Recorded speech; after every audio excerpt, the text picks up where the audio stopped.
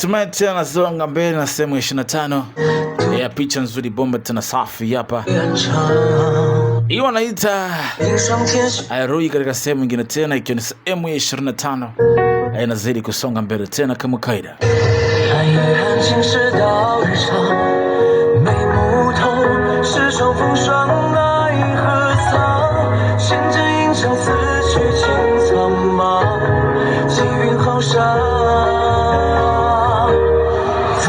Basi kwa mapenzi mazito kesa, tunazidi kusonga mbele kama kaida.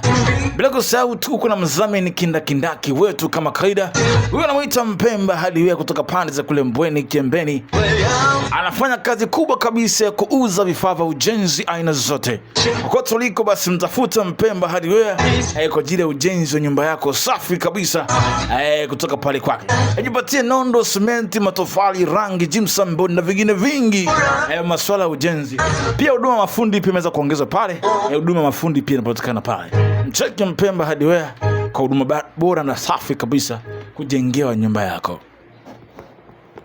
Tunasema 25 tunasonga nayo. Kwa ni mjumbe mkono kushoto. Leo unashirikiana kiongoza kitengo cha kijasusi cha ufalme wa Wu. Kwa bahati mbaya zaidi, hata kama sasa hivi mmekuwa mna uwezo mkiwa wote wawili, hamwezi kuishi katika hii mishale itakayotokea. Apiga arrow juu mzee, akatoa alama kuita jeshi je limsaidie. Na nusu saa, jeshi itakuwa imefika hapa la taifa la Hane. Sasa nyie likifika hapa, je, mnaweza mkatua sisi wote? Na nusu saa, haiwezekani. Mimi ni chifu wa kiongozi wa kitengo cha kijasusi. Nguvu yangu ndo naiweza, lakini sio nguvu tunatumia. Akili pia, ndo maana nimekuwa mkubwa.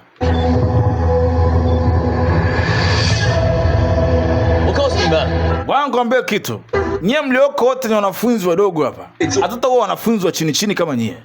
Tutamuua huyu mmoja ambaye inabidi alipe kisasi kwake. Kisasi chague kiwahusu nyie. Nyie wengine wote ondokeni. Mkiforce tutawaua. Na machaguo mawili. La kwanza, kaeni hai au mfe na huyu binti kama mnamsupport.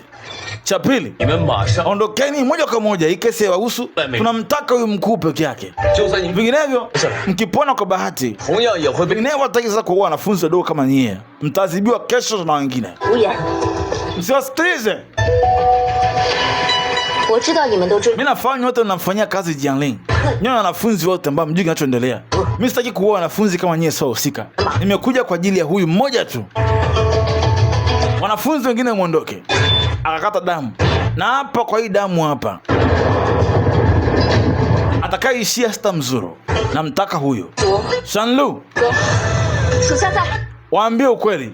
Mimi nikiahidi ahadi yangu nageukaga. Sasa kugeuka ahadi yangu. Sijai kugeuka mama. Kama sijageuka ahadi yangu basi naaminika kwa ahadi zangu ni za ukweli. Hamna chaguo kujiunga na kikundi cha uwaji. Lakini kwa hapa tunawapa ofa. Muondoke, hii kesi ya wahusu. Anayehusika tu abaki peke yake. Nyinyi wote ondokeni.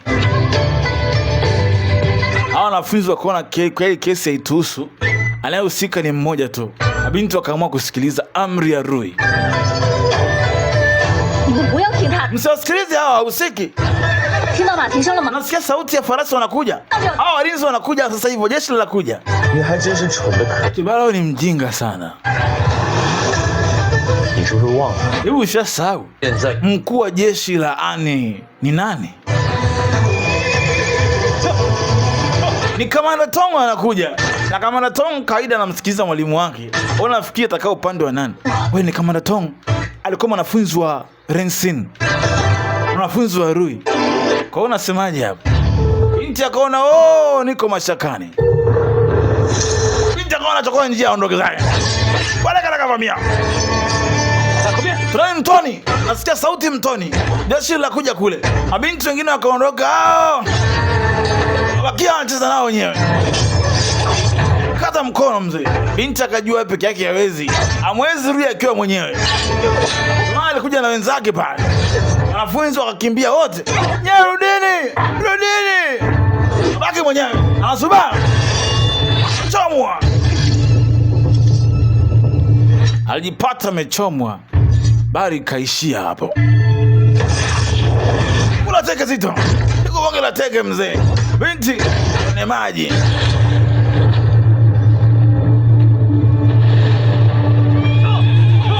Jamaa anakuja kufika baadaye, anakuta kazi imeweza kuisha, anakuta maiti za wachache tu pale. Kama Natonga anafika, anakuta maiti za wachache. Aliona signal inaomba msaada katika ile eneo. Amefika hapa, anakuta kuna mtu hapa. Lakini alipohisi ile eneo sio kawaida, signal ilipigiwa hapa, lazima kuna kitu. Hata anaangalia chini, akaona zile sindano mwalimu wake wanatumia. Hizi hapa, hizi ni sindano za master. Master alikuwa hapa. Mheshimiwa,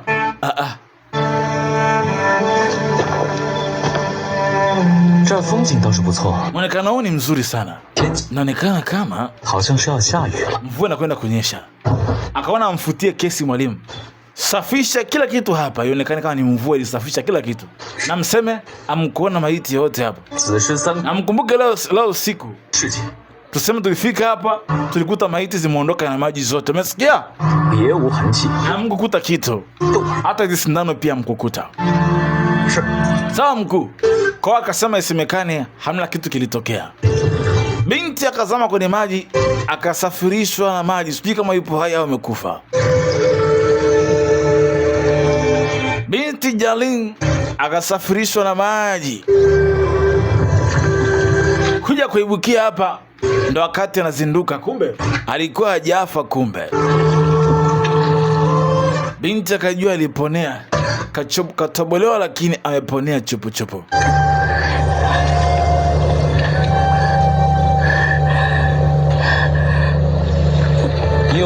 Kumbe ulihisi vizuri. Anasikia sauti, kumbe Rui amekuja. Kumbe yuko hai bado. Binti akajua ameisha. Kama Rui kafika hapa, ama keli Rui akimbiwi. Nimeulizia watu wengi sana, lakini nataka nikuulize na wewe pia.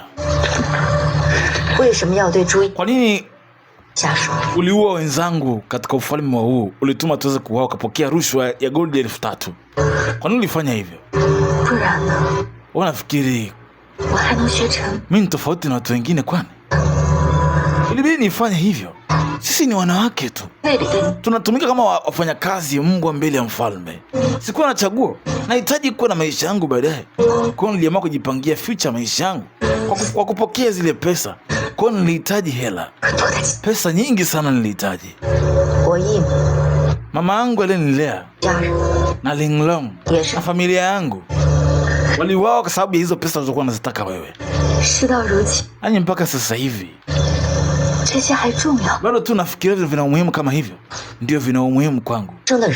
Walikuwa naishi kama watu wengine. Anuwe mkatili kuua wanawake ambao walikuwa hawana hatia kwa kuhitaji pesa kwa niaba yako mwenyewe. Ukaua watu 47 walikufa. Wewe uliuzwa hapa wewe. Wewe sio nchi yetu kwanza. Unajua nini kuhusu taifa letu wewe? Damu yako sio ya hapa. Hata usingekuwa hai kwa sababu sehemu sio yako. Nimeishia katika mikono yako hapo leo. Sina chaguo leo. Mimi ni mtu ambaye sina bahati kuishia katika mikono yako.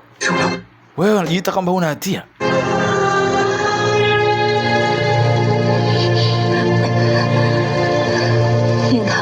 Ningzo,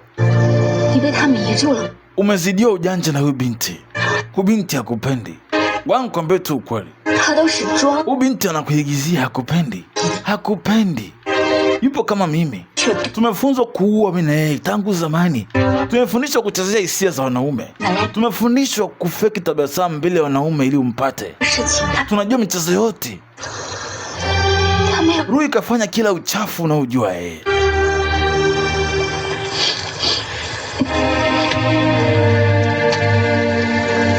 Katika moyo wangu haijalishi kafanya uchafu gani hapo nyuma, lakini sasa hivi ni binti tofauti na yule. Sasa nikwambia ukweli tu kwamba mimi sio mtu mzuri pia kama yeye. Tunafanana, yani tunaendana.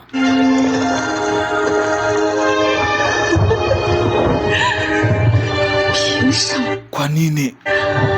Kwa nini unapata wanaume wazuri wanakujali wewe kuliko mimi nateseka? Mimi nimekaa miaka yote nikihitaji kupata mtu mzuri lakini sipati. Tumeni naishia kufa kama hivi. Kila siku danganywa kila siku. Naishia kutosiwa, kwa nini wewe unafaidika?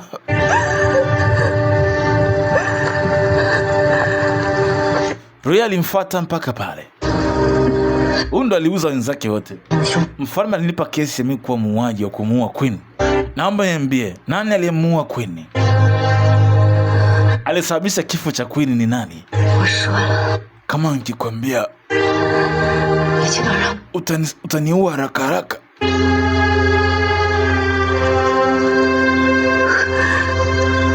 Okay. Naomba uniahidi kitu kimoja kabla sijasema. Nitakwambia ukweli. Sawa? Unataka nini?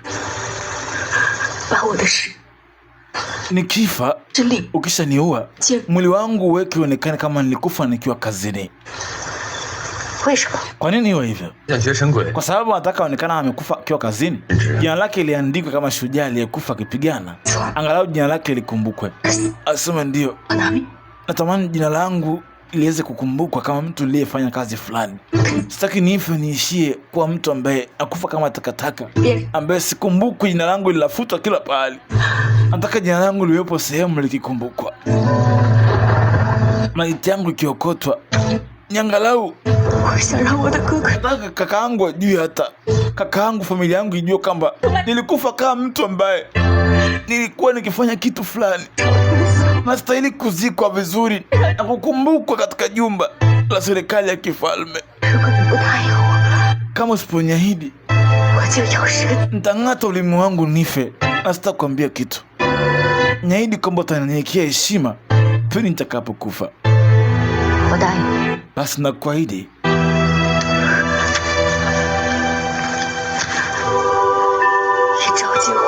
Unaapa kwa jina la mama yako aliyekulea. Na hapa kwa jina la mama yangu Zaujie, Queen Zaujie, Empress. Nitatimiza kila ambacho umetaka. Hamna shida basi. Na kuamini sasa.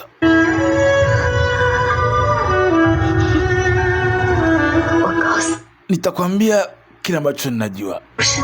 Alikuwa Deng Hui aliyesababisha kifo cha mamako. Alikuwa nani sasa? Rensin. Acha kuwa mjinga.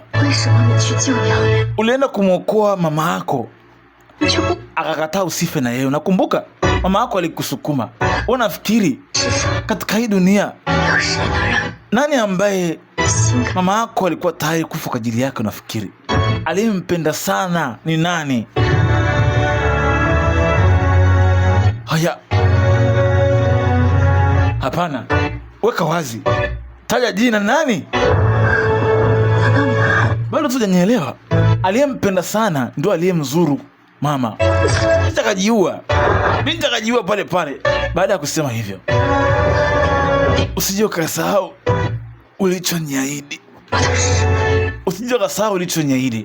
Akamwachia katika fumbo kama hilo. Aliyependwa sana na Queen ndio aliyesababisha kifo chake. Nani alikuwa? Nani huyo? Nani, niambie, alikuwa nani? Amesha kufa tayari. Hapana, ngoja. Na dawa. Nipe ile dawa. Rui, ashakufa huyu. Nipe dawa, nataka nipe jibu. Ashakwambia kila kitu unafahamu, mbona ushajielewa? Hapana, haiwezi kuwa hivyo. Anadanganya. Haiwezi kuwa hivyo. Alichokisema ni ukweli. Unamfahamu aliyefanya yote. Alikuwa akipendwa sana na Queen, ndio alisababisha Queen kufa. Imeeleweka? Alikuwa akipendwa sana na Queen, ndio alisababisha Queen kufa. Ni wewe ambaye utaki kuamini. Binti amini. Aliyependwa na Queen sana ndio alisababisha kifo cha Queen. Hii ni fumbo zito sana. Binti akaona pana. Huyo anayemzania huyo ndio aliyefanya mauaji. Sasa binti anayemzania ni nani? Kwa nini? Kwa nini mama alikuwa mzuri sana kwake? Mama mbona alimpenda sana? Kwa nini afanye hivyo? Rui, kwa nini? Binti hakuamini matokeo. Aliyekuwa akipendwa sana na Queen ndo aliyesababisha kifo cha Queen. Oh, hey. Binti anakumbuka mara mwisho alikwenda katika moto, alimkuta Queen ambaye alikuwa mama yake mlezi yupo ndani ya moto. Binti aliingia kwenda kumtoa. Mama, tondoke. Mama alikataa kuondoka naye. Akaambia kila siku yafanya anavyokuambia. Na kuamuru ondoka. Niache nifie hapa. Na kuamuru tafuta sehemu nzuri uishi. Na uishi maisha yako ya furaha, Rui. Sawa? Binti anakumbuka. Kumbuka kitu kimoja. Usiwahi katika maisha yako yote. Usiwahi mpenda mwanaume kirahisi. Sasa aliyemuua Queen ni nani? Queen alimpenda mume wake sana. Kwa huenda mume wake alisababisha kifo cha Queen. Kivipi sasa? Binti hakuamini. Binti alikuwa akiamini kwamba Queen alimpenda sana mume wake ambaye ni mfalme. Huenda mfalme ndo kahusika kumuua Queen. Manake alisababisha kifo cha Queen, aliyemlazimisha mama aweze kujiua.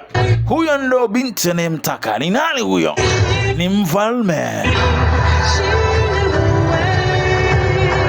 Binti hakuamini kabisa kama mfalme ambaye alikuwa akimheshimu miaka yake yote ndiye sababisha kifo cha Queen. Binti akaondoka pale na ukweli alikwisha kuweza kujua mfalme ndo mhusika mkuu aliyesababisha kifo cha mke wake. Basi Ningzo alimchukua akaondoka naye, maana mama alikuwa hana nguvu za kutembea.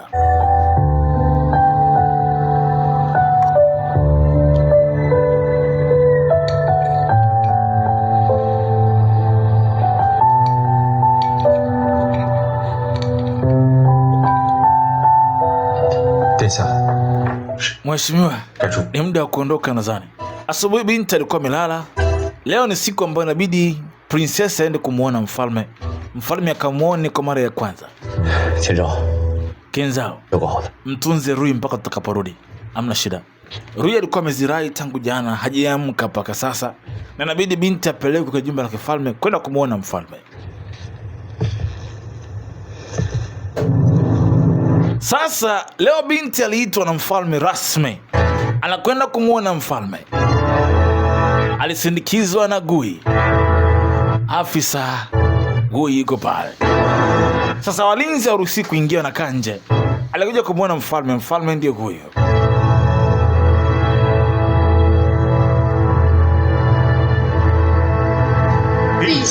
Heshima kwako mfalme. Kaka yako yupo gerezani. Lakini mwangalia jinsi ulivyo. Kikweli umevaa nguo nzuri ya kutabasamu. Mfalme, umeniruhusu nije kukuona. Bila shaka kakaangu atapona muda mrefu na nitamuokoa. Bila shaka kama nijisikie furaha kuniita kuja kumchukua kakaangu. Kama angalia jinsi unavyong'ara wewe kijana. Kikweli nina furaha mfalme. Kwa sababu kwa huruma yako umeniruhusu nilete fedha kumchukua kakaangu nimrudishe nyumbani. Bila shaka ni gharama kubwa, lakini bila nafasi nilokuwa nayo moyo wangu hauwezi kukaa kwa haki au kwa furaha. Na umenifanya niwe shujaa katika taifa langu. Nashukuru kwa nafasi ya kunipa kumchukua kakaangu. Naonekana unashangaza kwa upole wako ulionao. Ni kama tu najua wajibu wangu mfalme. Umeniletea goldi. Goldi 50 tuko nazo hapa. Na goldi 50 zipo katika maandishi. Kisha mpaka kakaangu tutatumia kwa maandishi mengine, zitakuja zingine. Yaani umekuja na goldi 50, zingine tutachukua nusu. Umepata wapi usubutu wa kuniletea nusu? Prince Charming, nenda kachukua hizo goldi 50 ulete hapa. Sawa mfalme. Mheshimiwa, kakaangu namwachia lini nje ya tempo. Nahitaji na kazi ya kufanya. Ila tutaongea baadaye wakati mwingine. Mheshimiwa, watu wa ukoo wa Beipang wamevamia kusini mwa mji. Unafahamu kuhusu hilo? Ili masuala yangu ya kuhusu wewe na kuhusu nini? Mfalme akaamua kuondoka. Haya, mnaweza mkaondoka nje tafadhali. Mheshimiwa, hii sio haki. Tumekuletea goldi na kwaje kuhusu kumwachia mtu wetu? Alafu pia mwachie mfalme wetu. Tokeni nje. Mheshimiwa! Mheshimiwa! Najua kakaangu maisha yake katika mikono yako, lakini mikono yetu tunaweza tushirikiane wote. Naomba nisikize unachokisema. Ondoka, sema. Mfalme, lengo lako ni kutawala nchi za watu. Usipomwachia kakaangu atoke kurudi nyumbani, usipomwachia kakaangu na kuhakikishia hautoshinda hii vita, licha ya kutupiga katika vita hii. Lakini kumbuka, miaka yote tumeongoza kwa miaka mingi sana, nchi yetu imekuwa na nguvu kivita. Mmetushinda vita moja, lakini tutawapiga vita nyingine endapo msipotuachia kaka yetu kama inavyotakiwa. Najua sasa hapo ulipo una hasara kubwa sana, ndio maana mmemchukua kaka yangu ili upate fedha kufidia maafa ya vita aliweza kuyapata. Kwa sio kama mmetushinda kafika kama hatuna uwezo wa kushinda, kwa sababu ya hii vita imekufanya umekuwa maskini sana mfalme. Maana naomba gold kutoka kwetu haraka iwezekanavyo, mwachie kakaangu, la sivyo vita hii itakayokuja haitakuletea dhahabu tena, bali uaminifu ndio kila kitu. Mwachie kakaangu. Kila mtu anafahamu kwamba nimekuja hapa kumrudisha kakaangu. Akawa vita ikitokea katikati sisi wenyewe, maafa yatakuwa makubwa sana kwako, hata maisha yako na wengine wote hatopona. Kwa nini nakuomba kuwa makini katika maamuzi yako. Natumai utafikiria niweza kuyasema. Mwachie kakaangu. Binti nimpiga biti la maana mfalme. Je, una ushahidi gani kwamba mtaniletea gold zilizobakia? Na inakuwaje kuhusu kunipa gold 50,000 mlizobakiza nyumbani? Kakaangu na Prince Danyang ni kiongozi wa mpito kwa sasa. Kakaangu akirudi nyumbani watapigania ufalme. Kwa nini tuweke vita na wewe kati tuna vita nyingi za kupigana katika nchi yetu juu ya hizo gold 5,000 tu? Hii ni dili nzuri nafikiri. Mwachie kakaangu, tutaletea gold tukifika nyumbani. Hizo 50,000 zingine. Mfalme akona mtu ananipiga biti vipi bwana? Mfalme akasema ngoja. Mbona mtu ananipiga biti mikesichi?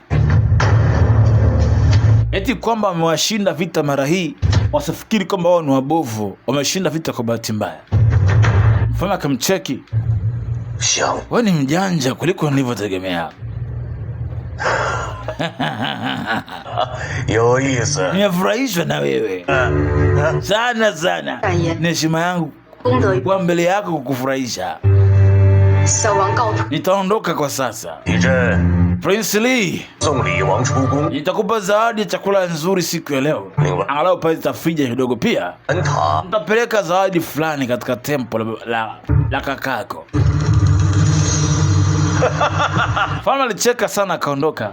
Dogo akampiga biti vizuri sana. Huyu mtoto wa mfalme kupiga biti ni kawaida. Kufika nyumbani, chakula cha kutosha kimeletwa pale kama karamu ya shukrani. Kama hichi chakula kimeletwa kabla hata ya wewe kufika hapa. Mfalme wa Ani ni kama anatuonyesha kwamba haiko tayari kutuachia kirahisi tuondoke hapa. Nimejitahidi kadri ninaweza kumtishia, lakini imeshindikana kutuachia. Mr. Ningzo, hivi nafikiri mfalme anaweza kutuachia mfalme wetu kirahisi hivi? Ni ngumu kusema kama atamwachia kwa sasa, lakini kama ningekuwa ni wewe, singemwachia kirahisi mpaka niamue nijifikirie sana. Kwa tutakaa hapa kwa muda fulani, lakini tutasubiria tuone kama nchi zitakuwaje. Lakini kwa jinsi anavyoongea mfalme, ni kama hamwachii kirahisi mfalme wetu hivi hivi.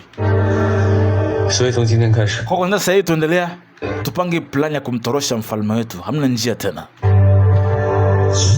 Kama ukifeli mheshimiwa mfalme na queen, kutokana na ukarimu wa watu wetu, panga zetu zitaongea kila kitu.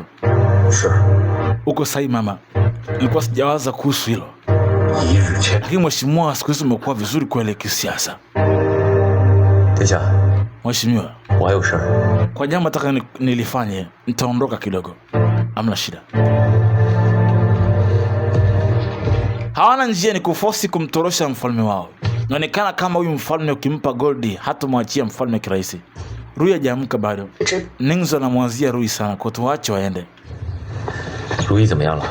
Rui anaendeleaje? Hajamia kwa nje, lakini dawa nimempa, lakini na makovu yake ya nyuma aliyokuwa nayo, naona kidogo hali yake ilikuwa ngumu kidogo, na baadhi ya majeraha aliyopata. Wao sijali, atakuwa imara licha ya hapo. Binti alikuwa amechoka sana, wakati ameshtuka sana. Inaonekana binti ana jeraha la moyoni ambalo na majeraha yake ya nje ambazo zilisababisha sisi hivi mgharimu kwa wakati mgumu sana kwake. Maana mimi niliwahi kumuumiza pia kipindi fulani. Usijali. Tufanye nini sasa mheshimiwa kuhusu? Asema hapana, hiyo nzuri sana, hatari sana kufanya kitu kwa nje. Cha kufanya nitengenezea supu ya mizizi ya ginseng. Nahitaji sasa hivi. Hauna shida. Mimi nitaenda kuandaa hata mimi.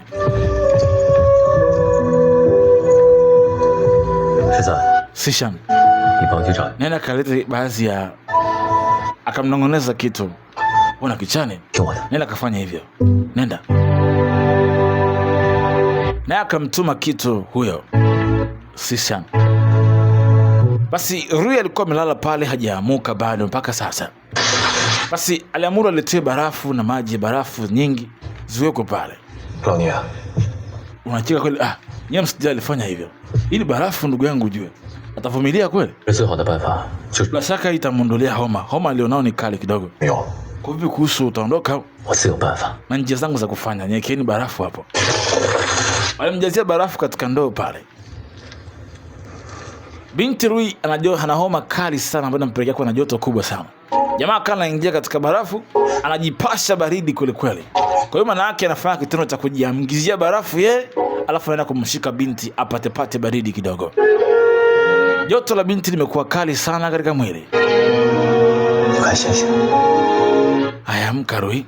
Basi kila saa wengine wako nje wanasubiri, ruhusi mtu kuingia. Kimya. Waache wakae wote ndani. Jamaa anajipasha baridi kwa mwili wake, anamkumbatia binti. Ndoo za maji kadhaa zikaletwa kufanya kazi yote kisha binti anakuweza kuamka. Alimwekea binti baridi ya kutosha sana pale. Basi kisha anaongea maneno mazuri na binti akiwa pale. Uliniahidi kwamba utoka uniache mimi. Uliniahidi mimi kwamba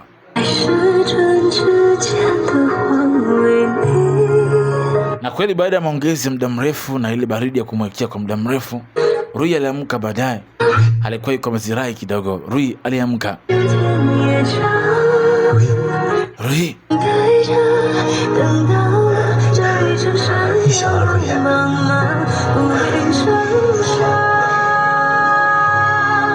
Rui aliweza kuamka hapa leo. Hatimaye ameamka jamani.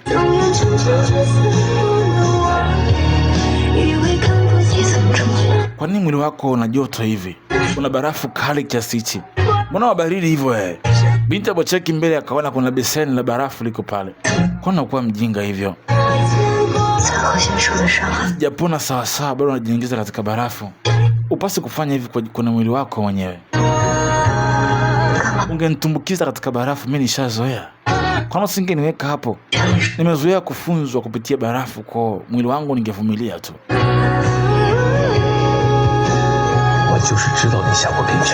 Najua ulishateseka sana, maana siwezi kuvumilia nikikuona ukiumia kwa mara nyingine. Na kutoka sasa sitaruhusu umie tena kwa mara zingine tena.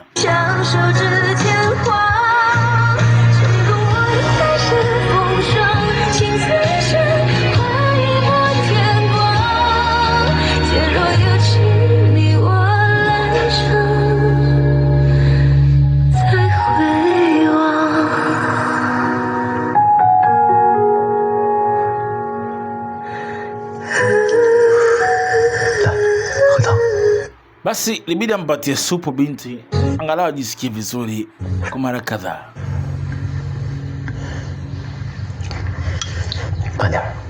Haya, kuwa makini. Hii hapa.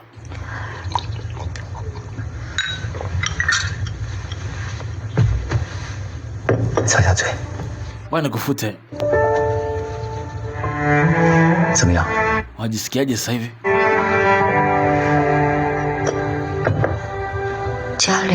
Jialin. Wala usijali. Nilishapanga kila kitu kabla binti alivyokuwa ameweza kutaka. Asante sana. Kupumzika vizuri.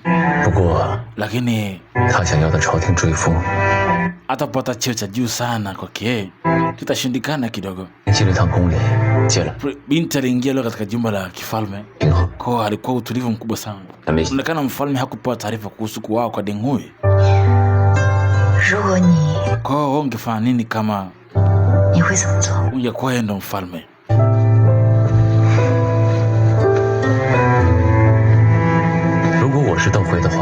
Kama ungekuwa ni Deng Hui, ningesema Jia Ling alishirikiana na watu wa Beipang jaribu kumuua Kamanda Tong. Kwa baadaye akauawa na watu wa Beipang. Mwisho wa siku nimshukuru Kamanda Deng kwa sababu yeye alifanikiwa kuweza kuleta watu mpaka katika nje eneo hili, na mfalme wa Han alilazika na jibu hilo. Kuondoa hao watu ilikuwa jambo zidi yake ni kuwa ndege wawili kwa jiwe moja. Kwa hiyo Jia Ling alitamani mara ya mwisho angalau akumbukwe, lakini ndoto yake imeshindikana kufanyika. Je, mtu kwenye mamlaka anafahamu au kuna mtu anapindisha ukweli? Nyeupe kuwa nyeusi, nyeusi kuwa nyeupe. Ndio sababu nakwambia kila siku nikae mbali na siasa. Mtu unaweza kufanya jambo kubwa afu umuhimu wako usionekane kabisa. Ningzo anasema ndo maana apendi siasa, sababu unaweza kufanya kitu kikubwa afu sifa yako isionekane kabisa. Je, unafikiri kwamba nadhani kamwamini Jiang Ling alichokisema? Mimi sijakwambia wewe kuhusu hili. Siku nyingine baada ya hapo taarifa ilipelekwa kwa siri katika mamlaka. Kabla ya ajali yako, mfalme wa Han ulipelekea kushirikiana na watu wa ukoo wa Beipang. Mfalme alishirikiana na watu wa ukoo wa Beipang. Kwa nilivyosikia, mama yako mlezi alimzuia mfalme asishirikiane na watu wa Beipang. Kwa hiyo ikapelekea mfalme akamtishia mama yako kumpelekea kwenda kujiua. Kwa unasema kwamba mfalme alitaka ashirikiane na watu wa ukoo wa Beipang na mama yangu mimi akamzuia asifanye hivyo. Sina hakika kuhusu hilo. Sina uhakika sana, lakini uvumi unaosema ukweli ndio huo umepindishwa kidogo. Kivote vile. Ila kuhusu kuhusika kwa yeye kuambiwa kwamba mama yako amekufa ilikuwa ni kukusingizia tu wewe ili kuficha ukweli. Sasa nimejua ukweli. Kwa mfalme alinisingizia nimemuua mama yangu ili kusudi yeye afiche kitu. Itamfanya alipie. Kwa mfalme anafahamu kila kitu kuhusu kufa kwa Queen. Binti alijua ukweli. Siku mbili baadaye tuingie upande wa pili. Asema hivi nzadi naomba uziandae hizi vitu kwa niaba yangu. Baadaye John Rio yaka anatoka anakwenda katika jumba la kifalme. Nilikuwa nakutafuta wewe. Mimi? Nipatie dawa ambayo inamfanya mtu aseme ukweli akiwa jitambui. Unayo hiyo dawa? Unaweza kunitengenezea? Haina haja kutengeneza. Mimi ninayo moja ambayo nishatengeneza dawa hii. Binti aliomba dawa fulani, afu kwa siri sana akaamua kuondoka peke yake usiku. Kuwa makini, kumbuka kuwa makini zaidi unapokwenda huko. Asante. Pia kuwa salama. Binti alitoka usiku akaondoka. Akati anatoka, princesa alimuona. Rui! Jamaa akaambia, kaka Ningzo, Rui anaondoka. Asa mwache Rui aendeke. Awendi kumsaidia kuondoka naye labda. Anakwenda kutafuta ukweli kuhusu mama yake kuweza kufa. Lakini tujue kwamba wakati mwingine tumsubiri mpaka atakaporudi mwenyewe. Lakini usijali. Kila mtu ana siri ambayo asingependa watu wengine waijue hiyo siri. Kwa tumuoneshe heshima yake kwa nafasi hiyo. Kwa nyama nataka nikwambie kaka Ningzo. Nataka kuongea na yeye kuhusu kitu. Tutaongea kidogo pamoja. Hamna shida. Binti alimuita Ningzo ongea naye. Je, mmepanga lini kumtorosha mfalme? Baada ya siku chache baada ya kujiandaa vizuri, tukipata plani nzuri tutamtorosha mfalme bila kupoteza muda. Kaka yangu sio mzuri hapana. Kama mkishindwa kumtorosha mfalme, wangapi watakufa? Hapo zamani katika hii mission kama hii, kawaida tunaandaa rambirambi kwa kila mtu kwa sababu ni ngumu sana mtu kutoka akiwa uhai. Kwa maana nyingine nasema kwamba Yuan Lu kina Shisang, Kiang na kina Sanglang na wengine wote kwa nusu yao wanaweza wakafa wasirudi akiwa hai kumtorosha kakaangu. Haya ni masuala ya kijeshi. Ni ngumu sana kujua atapona yupi atabaki. Madam, hii plan ikishindikana, wewe utakuwa wa thamani sana kwetu. Lakini nishaweka deal na Rui. Rui atakutorosha uondoke ikiwa salama kabla kuvamia hii sehemu, ili uwe salama kabla ile tukio. Na kama sisi wote tukitokea tukafa, bado utakuwa uko salama. Itakuwa hivyo tu. Fanya kama Rui atakavyokuambia ufanye. Kwa hii plan ya kumtorosha mfalme itagharimu maisha yao wengi. Hapo nyuma naona kisita kufanya kitu, lakini sasa hivi siwezi kusita tena. Atamani nimeamua kwa akili yangu timamu. Ningzo, pokea amri yangu sasa. Kama utakavyo mama. Na kuamuru sasa, kwa usalama wa kila mtu na walinzi wako wote, mkivamia katika jumba la temple.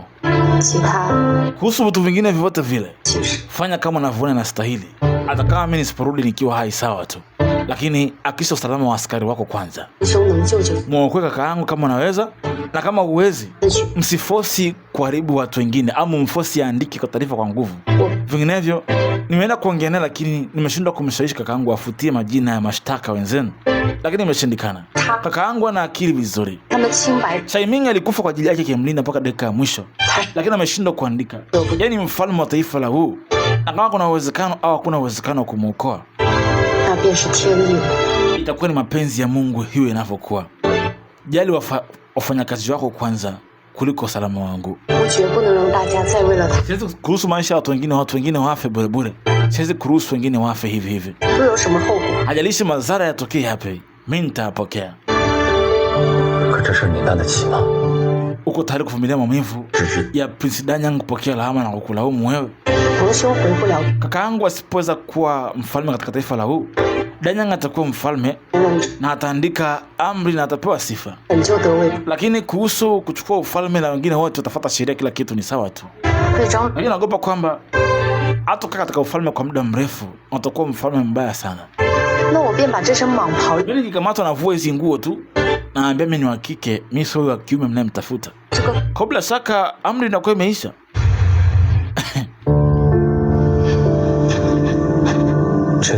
Nitafanya kama walivyosema mama. Lakini kweli sasa hivi umekuwa kweli. Sitegemei kama ungewaza hivi kitofauti. Akili yako imekuwa kijanja sana. Lakini naamini kama mama yangu akijua, mama yetu akijua uko mbinguni kwamba uko vizuri, mama zetu watakuwa na furaha sana kuhusu tunayoyafanya. Asante Ningzo. Basi nitakwenda kufanya kitu na kuja sasa hivi. Binti alivyokumbushwa mama yake akaanza kujisikia uchungu. Mama yake alikufa zamani mno, alimwacha mwenyewe. Juu ya ngulu yuko pale, akamwona binti analia. Alimpiga na karanga. Nimekuletea karanga bwana, daka hizo. Unaogopa kufa au? Mbona kama unalia? Au utaki karanga zangu? Mimi sitaki karanga, anurushia karanga gani, anurushia karanga vibaya hivi. Nyanyua nije hapo juu. Yanlo alimuita, "Oja piga story." Mfunga kamba chap, vuta juu. Akamdakia hapo. Basi walikaa hapo juu, akaamua piga story 2-3 wakiwa wote wawili. Binti alikuwa na uchungu, Yanlo alikuwa pale juu. Akaamua piga naye story. Kwa nini ulikuwa unalia? Ningzo amekukasirisha au amekusifu? Ni kwamba tunajisikia kulia. Umemisi mama yako? Umejuaje kuhusu hilo? Nimehisi tu. Mr. Du na kaka yangu na wengine wote wamekuwa wakisema kwamba nazidi kuwa mjanja na kuwa mwenye uwezo siku hadi siku. Baba yangu angejivunia kuhusu mimi, lakini mimi pia mama yangu pia angenivunia kuwa binti yake. Yeye angejua kama nastahili kukumbuka mimi kwa sababu ya upole wangu na nilivyokuwa. Ningzo tu anakumbuka jinsi mimi nilivyokuwa na mama yangu alivyokuwa. Ningzo anakusifia manaki uko vizuri, kwa sababu anafahamu kwamba wewe ni binti wa mtu fulani. Haya, kula karanga. Alikuwa akimliwaza binti mawazo ya mtoke. Unajua tena mtu kwa na mawazo, ongea naye kidogo, mtoe zile alizokuwa nazo hisia. 你吃的是什么糖啊？ Ni pipi za namna gani zinakula? Pipi gani ziko hivi? Nipatie moja. 这是我的药丸。 Asema ni dawa yangu, ni chungu lakini tamu. 这么苦，为什么？ Kama ni chungu ni tamu, mbona nafurahia kuila hii dawa? 吃药就说 Kwa sababu ni dawa ambayo inanifanya niwe hai. 能活着，当然 Nafurahi kuwa hai kila siku. 干。 Maana siku zangu zinahesabika. Kwa hiyo nikushukuru na wewe pia, nashukuru hivyo hivyo. 你怕吗？ Unaogopa kufa? Kufanya nini? Unaogopa kufa? 当然怕， Bila shaka naogopa kufa. 那么多好玩的。 Lakini sijala vyakula vitamu, nataka nile kila kitu. Hapo sijachoka kuishi pia. Au kwani umechoka? 不过 Lakini 我不想让念头 sitaki kumwona Ningzo akiwa na wasiwasi au na huzuni. 笨。 Kwa sababu kila siku anajua kunipima afya yangu. Kila siku anampima na wasiwasi kweli. Wasipendi kumwona Ningzo akiwa na wasiwasi, anajisikia vibaya. 不想让他难过。 Kwa maana mimi sitaki nimuone na huzuni kabisa. Binti alimwonea huruma. Huyu dogo afikishi miaka 20 atakuwa ashakufa. Kwa anajifanya kuwa nina furaha lakini sina furaha, lakini ni kazi nzuri. Bosi wangu tu asijisikie huzuni kunipoteza. 其实我 Kiukweli mimi pia naogopa kifo. 也 Mimi pia naogopa 在医院中， kama Ningzo akishindwa kumwokoa kakaangu. Naogopa huenda wakanichukua kama mateka, miaka yake yote nikaishi hapa kama mateka, na huenda wakanitelekeza katika hili taifa nikateswa.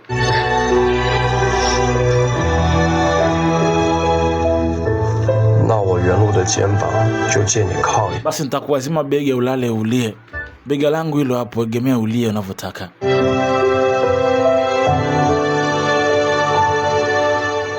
Yanlu alimpa bega, alilia hapo kwenye bega kama ataka kulia. Alicheka sana. 啊， Wao sijali. 短命 Mimi siwezi kuishi kwa muda mrefu. Kwa na bahati tu kuwa mume wako ningefurahi. Hata kuongea ujinga wewe. 是怎么了？ Hata kuongea ujinga wewe unaongea wewe. 啊！ Aya, lala hapo ulie. Basi binti aligemea pale.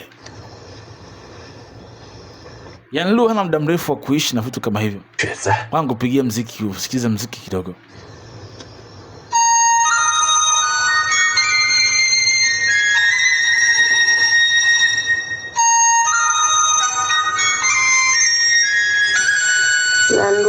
Yanlu,你有 hivi kuna mtu ambaye ushai kumpenda? 有啊， Ndiyo, yupo. Kuna mtu ushai kumpenda? Alisema yupo. Je, alimpenda nani? Hii ilikuwa sehemu ya 25. Tukutane sehemu ya 26.